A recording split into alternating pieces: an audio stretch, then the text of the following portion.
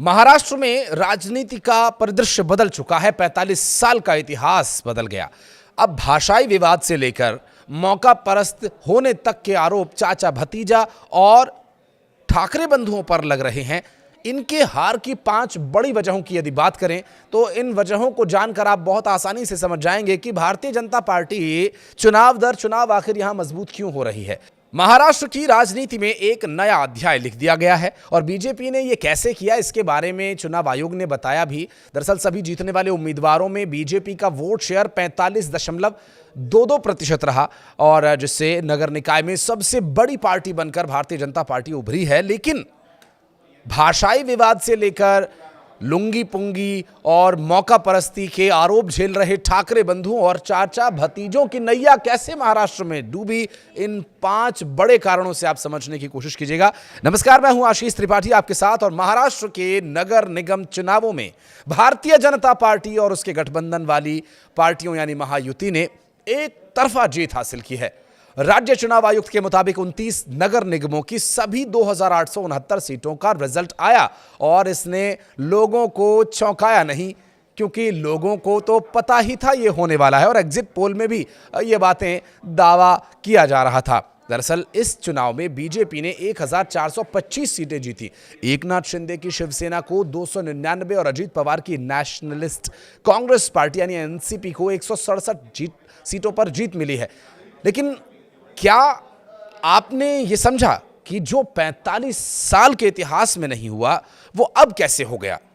चलिए इसी पर बात करेंगे। दरअसल बीजेपी ने विधानसभा चुनाव की तरह ही प्रचंड जीत यहां भी हासिल की और इस जीत के साथ ही महाराष्ट्र की राजनीति को एक नया संदेश भेजा गया।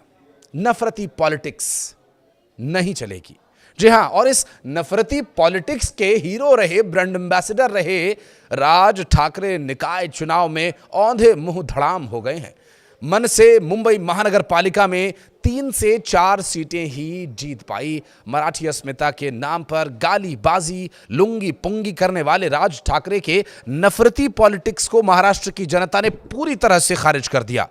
उनके चक्कर में उद्धव ठाकरे भी अपने उस किले से हाथ धो बैठे जो उन्होंने कितने समय से संजो कर रखा हुआ था और उनके खुद के हाथ भी जल गए। दरअसल बीएमसी की सत्ता 30 साल बाद उद्धव ठाकरे के हाथों से जा रही है। मन से प्रमुख राज ठाकरे की पहचान महाराष्ट्र की राजनीति में एक नफरती मॉडल के रूप में होती रही है और ये नफरती मॉडल ले डूबा अपने भाई को भी।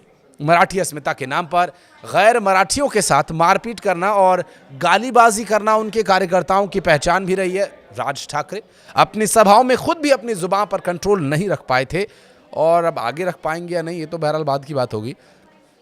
लेकिन इस निकाय चुनाव में प्रचार के दौरान उन्होंने कहा था कि यूपी बिहार के लोगों को समझना चाहिए कि हिंदी उनकी भाषा नहीं है। मुझे भाषा से नफरत नहीं, लेकिन अगर आप इसे थोपेंगे तो मैं लात मारूंगा। और मारो लात, मार के दिखाओ लात। राज ठाकरे यहीं नहीं रुके। उन्होंने कहा था कि वो चारों तरफ से महाराष्ट्र आ रहे हैं, आपका हिस्सा छीन रहे हैं। अगर आपकी जमीन और भाषा चली गई तो आप खत्म हो जाएंगे। ठाकरे के इस बयान का बहुत विरोध हुआ था। यही नहीं, बीजेपी के पक्ष में प्रचार करने आए अन्नामलाई पर भी राज ठाकरे ने टिप्पणी की थी और उन्हें रसमलाई कहकर उनका मजाक उड़ाया था। साथ ही नारा दिया था कि बजाओ पुंगी भगाओ लूंगी। राज ठाकरे के इस चुनाव में ये सारे उनकी जो बड़बोलेपन थे वो धराशायी हो गए, क्योंकि लोगों ने स्वीकार किया कि ये नफरत से पॉलिटिक्स तो नहीं चलने वाली और जिसकी राजनीति का आधार ही नफरत हो तो वो विकास क्या ही करेगा।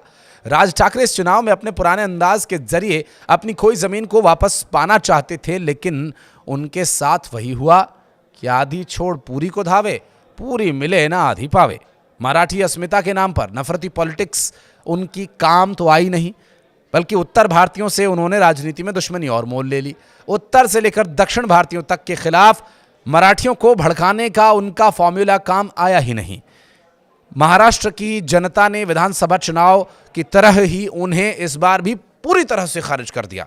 उनके भाई उद्धव ठाकरे जो ठीक ठाक चल रहे थे राजनीति में, उनकी दाल रोटी चल रही थी, उनकी दाल को जलाने और जिस तरह से उनकी रोटी को गिराने का काम उन्होंने किया, अब देखना होगा कि क्या दोनों भाई आगे भी इसी तरह से साथ रह करके मिल करके लुटिया डिबोएंगे महाराष्ट्र की राजनीति की। उद्धव ठाकरे को जो नुकसान हुआ सो अलग, उत्तर भारतीयों के जो उनके वोट थे मुंबई में वो वोटर भी गए। ठाकरे बंधुओं की पूरी राजनीति सिर्फ और सिर्फ मराठी वोटर्स के इर्द गिर्द ही सिमट कर रह गई है। अब मराठी वोटर्स ने भी उनसे अपना मुंह मोड़ लिया, ये बात इस चुनाव में साफ हो भी गई। बीजेपी की राजनीति में जहां ठाकरे बंधुओं को लेकर के या चाचा भतीजे को लेकर के कभी टारगेट नहीं रहा, वो सिर्फ विकास और काम की बात कह करके लोगों के बीच जाते रहे, जिसके लिए एक बड़ा चेहरा बनकर के उभरे महाराष्ट्र के मुख्यमंत्री देवेंद्र फडणवीस ने चुनाव के दौरान ये कहा भी था कि मैं भी मराठी हूं, मैं कोई बाहर से थोड़ी आया हूं, महाराष्ट्र के लोगों के लिए मैं भी लड़ता हूं, नागपुर भी महाराष्ट्र में ही है। एक रिपोर्ट के मुताबिक मुंबई में मराठी वोटर्स की संख्या महज 38% है। इसके बाद वहां की आबादी उत्तर भारतीय, गुजराती और अन्य लोगों की है। राज ठाकरे की नफरती राजनीति के चलते दूसरे वोटर्स इनके साथ कभी जुड़ नहीं पाए। अब इसका नुकसान तो इन्हें हुआ ही। राज ठाकरे की पॉलिटिक्स पर अब बहुत बड़ा ग्रहण भी लग गया है। राज ठाकरे 2005 में मातोश्री छोड़कर चले गए थे। 2006 में उन्होंने अपनी पार्टी बनाई। उनकी पार्टी को शिवसेना का उत्तराधिकारी माना जाता था। निकाय चुनाव से पहले राज ठाकरे ने अपने भाई उद्धव से हाथ मिला लिया था।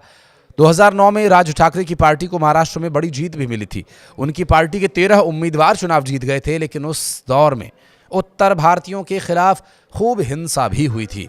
2012 की नासिक महानगर पालिका में भी राज ठाकरे की महाराष्ट्र नवनिर्माण सेना सबसे बड़ी पार्टी थी। वहीं राज ठाकरे की पार्टी 2009 वाली सफलता को 2014 के विधानसभा चुनाव तक में नहीं दोहरा पाई। उनकी पार्टी से सिर्फ एक विधायक जीता। 2019 में भी यही हश्र हुआ। 2024 के चुनाव में उनकी पार्टी का खाता भी नहीं खुला और इस दौरान ठाकरे के सुर बदले बदले से नजर आए, कभी किसी के साथ तो कभी किसी के साथ। 2009 वाली ट्रिक से वो बीएमसी चुनाव में स्थापित होना चाहते थे, लेकिन ये हो न सका और शायद आगे न हो, क्योंकि प्रदेश की जनता या कोई भी एक कामगार व्यक्ति जो किसी जनप्रतिनिधि की ओर देख रहा है तो वो विकास के लिए देख रहा है, ना कि लठ बजाने के लिए कि तुम ये भाषा बोलो, ये भाषा मत बोलो, तुम उस राज्य से आते हो, इस राज्य में आकर के ऐसा ना करो, वैसा ना करो। ये सब कुछ अब महाराष्ट्र के लोगों ने पूरी तरह से नकार दिया और मराठी लोग भी विकास ही चाहते हैं। उन्हें भी अपने बच्चे पालने हैं और प्रदेश को तरक्की की राह पर आगे लेकर जाना है। आप कुछ कहना चाहें इस बारे में तो ज़रूर बताइएगा कमेंट सेक्शन में। यहाँ तक वीडियो को देखने के लिए बहुत बहुत धन्यवाद।